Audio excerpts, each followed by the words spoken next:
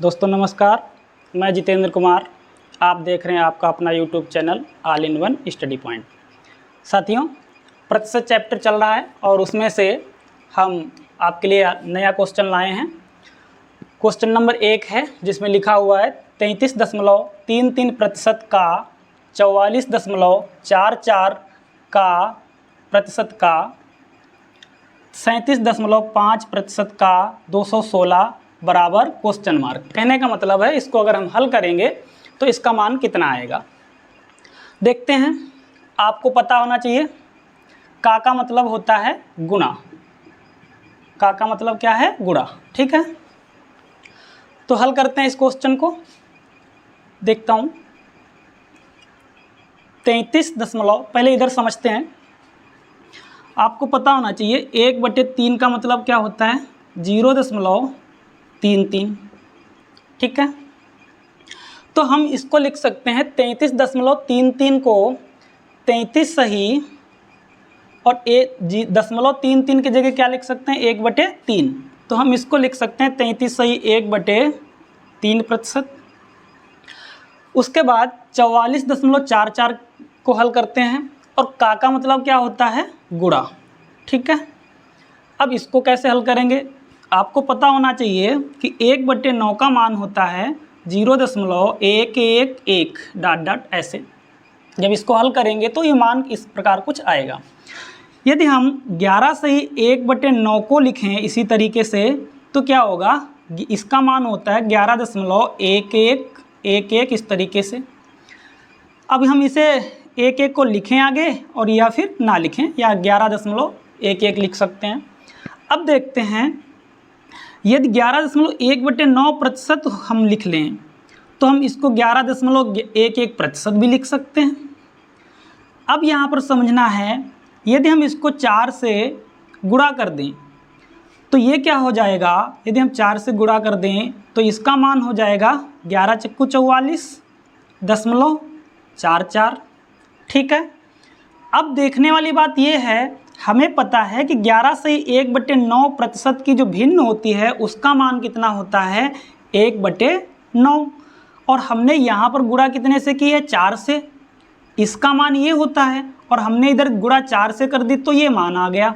तो जब इस फ्रैक्शन का मान 1/9 है तो मैं इधर से 4 से गुणा कर रहा हूँ तो इधर भी 4 से गुणा कर दूंगा, तो इसका मान कितना हो जाएगा? 4/9। तो मैं कहना चाहता हूँ कि जहाँ पर लिखा हुआ है 44.44 उसकी जगह मैं भिन्न में क्या लिख सकता हूँ? 4/9 लिख सकता हूँ, ये परसेंटेज में। ठीक है, तो 44.44% की जगह हम क्या लिख सकते हैं? 4/9। चलो आगे देखते हैं। तो 4/9 गुणे का की जगह मैंने क्या लिख लिया? गुणे। ये 37.5 है, इसको हम लिख सकते हैं 37 सही 1/2% भी लिख सकते हैं।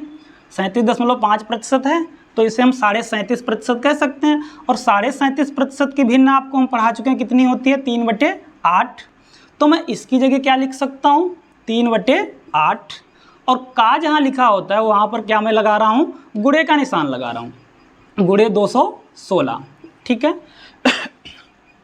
आपको पता है 33 सही 1/3% की भिन्न क्या होती है? 1/3 गुणे ये हुआ 4/9 गुणे 3/8 गुणे 216। जब इसे हल करेंगे तो 3 से 3 कैंसिल हो जाएगा, 4 से 4 दूनी 8 कैंसिल हो जाएगा, 2 से इसे काटेंगे 2 1 2, 2 8 16 हो जाएगा, 9 से इसे काटेंगे तो 12 नेमा 108 होता है। तो हमारा हल करने पर मान कितना आ जाएगा? 12, जो कि कहाँ लिखा हुआ है? हमारा 12 उत्तर लिखा हुआ है ऑप्शन नंबर सी में। ठीक है साथियों, हमारा दूसरा प्रश्न है जिसमें लिखा हुआ है 63.63% का 55.55% का 14.28% का 693 बराबर क्वेश्चन मार्क। यानी कि जब हम इस प्रतिशत को हल करेंगे, यानी कि इस प्रश्न को हल करेंगे तो हल करने से हमारा आंसर कितना आएगा ये हमें ज्ञात करना है। आपके ऑप्शन है 45, 35, 55 और 65। ठीक है, इस प्रश्न को हल करने से पहले आपको कुछ समझना है। देखते हैं, आपको पता होना चाहिए कि 1/9 यदि हम 1/9% को लिखना चाहें तो क्या लिख सकते हैं, 9 से जब 1 को भाग दोगे तो 0.11 इस तरीके से डॉट डॉट आगे प्रतिशत में लिख सकते हैं। 1/9 को जब हम इस तरीके से लिखेंगे दशमलव में तो इस प्रकार इसको लिख सकते हैं और ये प्रतिशत का निशान लगा दिया। यदि मैं इसको 11 से 1/9% लिखना चाहूँ तो ये हो जाएगा 11.11%। ठीक है, हमें पता है 11.1/9% की जो फ्रैक्शन होती है वो कितनी होती है, वो होती है 1/9। अब देखना है यदि 11.44 को मुझे यहाँ पर लाना कितना है 55.55, तो मैं अगर 11.11 को इसमें हम 5 से गुणा कर दें तो ये कितना हो जाएगा 11/55.11/55। तो ये तो हो गया इतने प्रतिशत। जब मैंने 5 से इधर गुणा कर दिया है तो मैं 5 से इधर भी गुणा कर दूंगा, तो 11 से 1/9% की भिन्न होती है 1/9, 5 से गुणा कर रहा हूँ तो ये कितना हो जाएगा 5/9। तो मेरा ये जवाब पहला तो क्या मिल गया, इस प्रतिशत को हल करके मैंने क्या देखा, इसका मान आ गया है 5/9। ठीक है, उसके बाद अब 63.6663 की तरफ चलते हैं। आपको पता है, देखिएगा 1/11 का मान होता है 0.0909, ये डॉट डॉट। यदि मैं परसेंटेज का चिन्ह यहाँ पर लगा लूँ तो इधर भी प्रतिशत का चिन्ह लगा दूंगा। इसको मैं 9 सही 1/11 यदि लिखूँ तो इसका मान हो जाएगा यहाँ पर 9.09%। ठीक है, 9 सही 1/11% जो भिन्न होती है इसका मान होता है 1/11।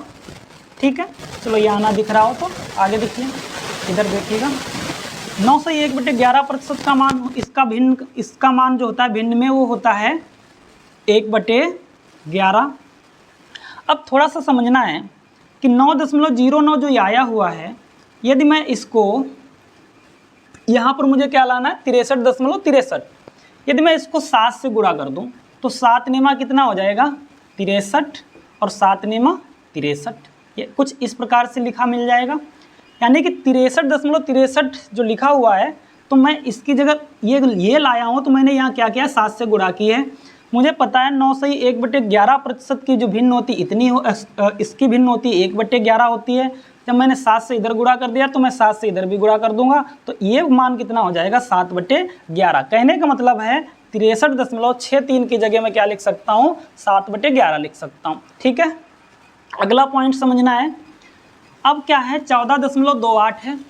इस 14.28% को हम क्या लिख सकते हैं, इसको लिख सकते हैं 14 सही 2/7%।